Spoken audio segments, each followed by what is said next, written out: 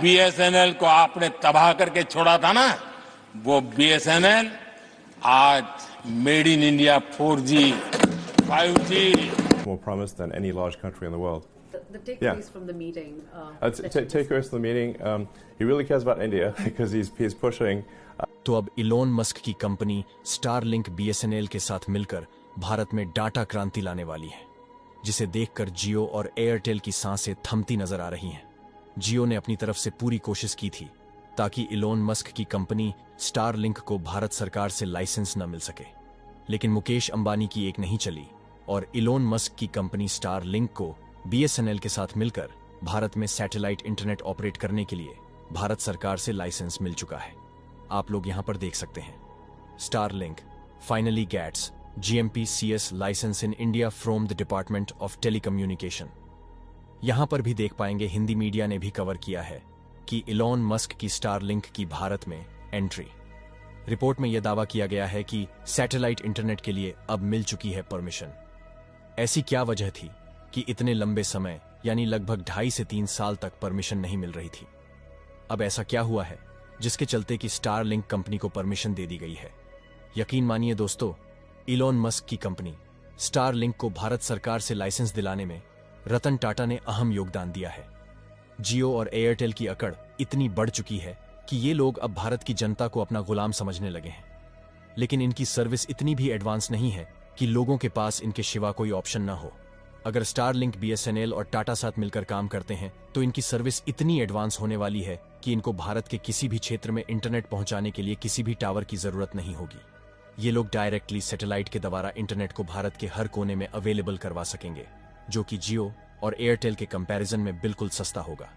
मुकेश अंबानी को Starlink, BSNL और टाटा की जुगलबंदी का पता लग चुका है और अंबानी भी अब भारत में सैटेलाइट इंटरनेट प्रोवाइड करवाने की बात कर रहे हैं, लेकिन उनके पास स्पेस एक्स जैसी कंपनी नहीं है जो हजारों सैटेलाइट स्पेस में भेज सके। जियो और एयरटेल को अब जल्द ही भारतीय कस्टमर को लूटने का अंजाम भुगतना होगा। पूरी डेवलपमेंट क्या है जानने के लिए बने रहिए हमारे साथ, लेकिन आगे बढ़ने से पहले बीएसएनएल के लिए वीडियो को एक लाइक करके अपने दोस्तों के साथ शेयर करें ताकि यह खबर ज्यादा से ज्यादा लोगों तक पहुंच सके। दोस्तों, दुनिया बदल रही है और अगले महीने से कुछ इस कदर बदल जाएगी कि देखते ही देखते भारत में एक इंटरनेट क्रांति शुरू हो जाएगी। यह क्रांति ऐसी होगी जिसके सामने जियो और एयरटेल के 5G और फाइबर सब बौने पड़ जाएंगे, क्योंकि इंटरनेट अब 300 MBPS की स्पीड से सीधे सैटेलाइट से मिलना शुरू हो जाएगा।